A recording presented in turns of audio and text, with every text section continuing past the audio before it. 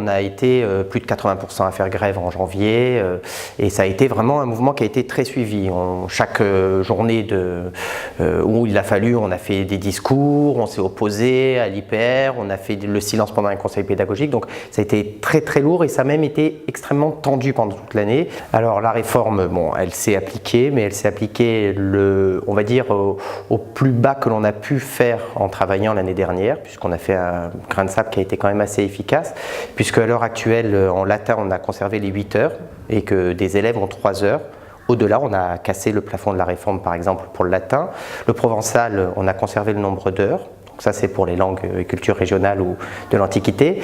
Ensuite, au niveau de l'AP et de l'OPI, ils ne sont pas dans les emplois du temps et ils sont laissés à la liberté pédagogique des enseignants.